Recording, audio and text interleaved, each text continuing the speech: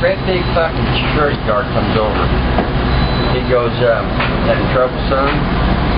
I said, yeah. He goes, where the fuck are you from? I said, Indiana. He said, what the hell are you doing here? So I told him what was going on, and he said, man, he said, this ain't right. So he called the fucking judge and got me a court date, you know. He said, man, he said, you ain't supposed to be in here. So I went to the fucking judge, and he asked what was going on. I told him what was going on. I said, I was driving home from work. They said my car looked like one that just robbed a gas station, pulled me over, and they threw my ass in here. But what they charged me with was they took the steak knife out of our lunch cooler. Because they didn't find no drugs or no fucking needles or nothing. They just assumed that we done all them fucking caps. They invaded your constitutional rights. Oh, they don't care. New Jersey cops do not care. But anyway, he says, man, he says, I'm going to get you a court date real soon here. About 3 days later, and altogether I spent 10 days in there. About 3 days later, he comes to me, he goes, we're going to court tomorrow. Cool, man. So I go in front of the judge, and the judge says, well, you got to sick yourself. So I told him the story. They took a steak knife out of my lunch cooler, plus I had a buck 110 folding pocket knife everybody's got at my console. They took them two knives and charged me with possession of dangerous weapons. And that cop looked at that fucking bailiff. He said, you get this fucking boy out of my courtroom and get him out of my fucking jail. He said, then I want to see the two officers that arrested him. Man, they marched me right across there, man, and marched me through the line, fucking get your shit. Well, on the way out, I had all my shit, and the fucking, when lunchtime come, they had a door, and they had 2 stairways that went up to the door, and you're supposed to go up. I mean, there's no line, no fucking order whatsoever, this motherfucker. So I'm going out the door, and this motherfucking guy grabbed my fucking blanket, took off running. And that guard said, Kevin, you'll have to pay for that if you don't get it. Well, I got my fucking blanket. Uh-oh.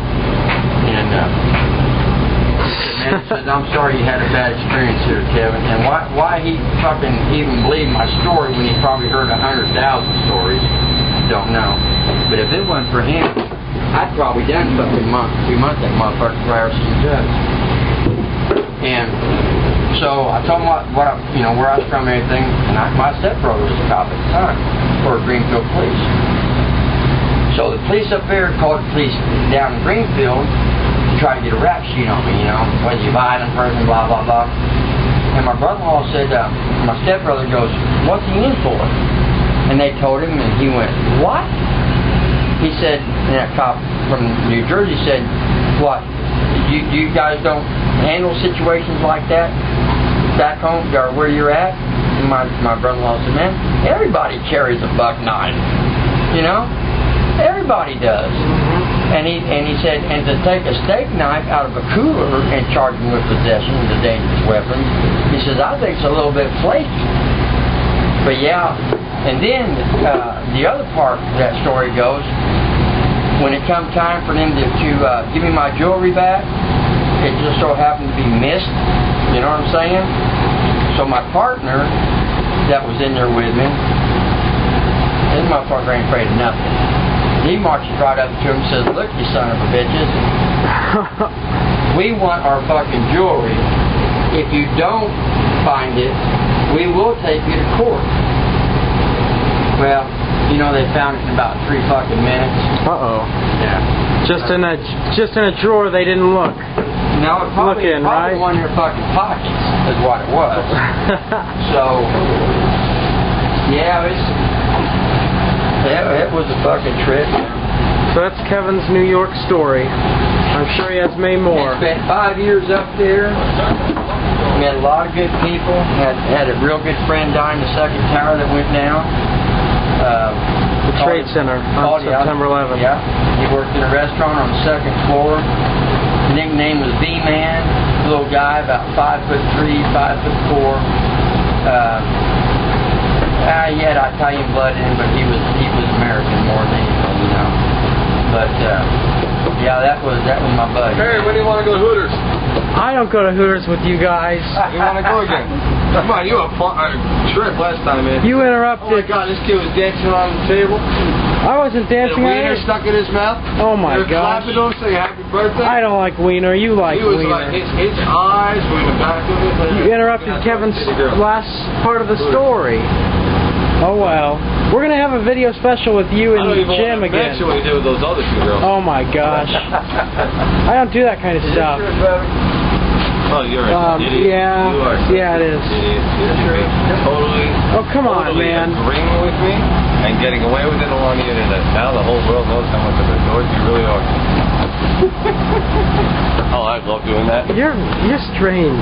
I love doing that. Doing what? She's doing this video blog. Oh.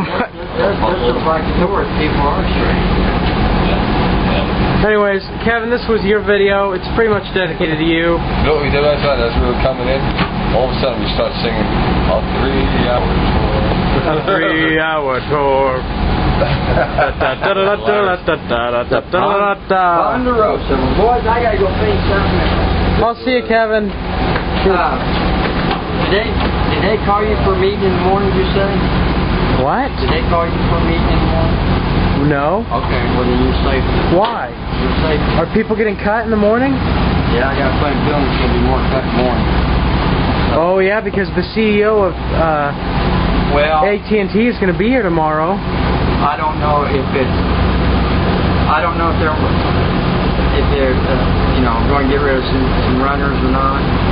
But I know that they got a 6:30 meeting in the morning with some of the guys, so I don't know if. You mean like the people that connect the generators?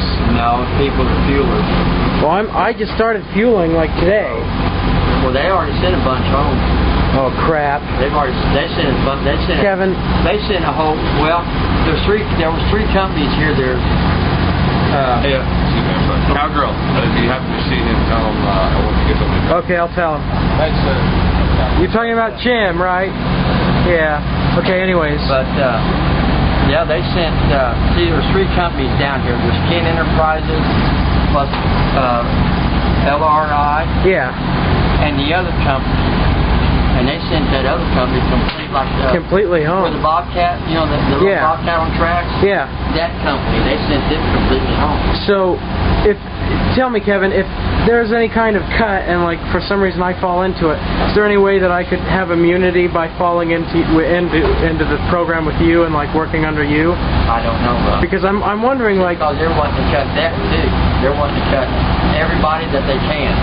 But if you didn't get called, don't worry about it, bub. Oh boy. Well, the thing is that my grandfather, when we were doing security, he was up front a lot. I was in the back where you were sitting with me. But when he was in the front, Sean Kent came up and he had seen a lot of my grandfather, older man, working up front, very determined worker.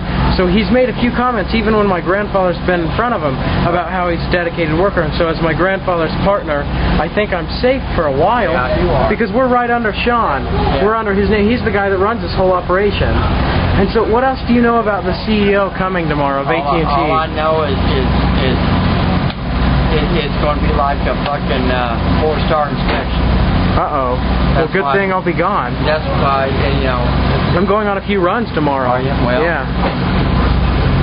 You're lucky. Stay out of his path, I guess, then, yeah, hey? That's it. I'll see you, Kevin. All right, brother. Later. And that was Kevin. You know, you liked it. I love that guy. He is so awesome. Well, that was the video blog, and I'm doing my laundry. I think it's done. This part of it, at least. So, I'm going to take care of that, and hope all is well in your neck of the woods.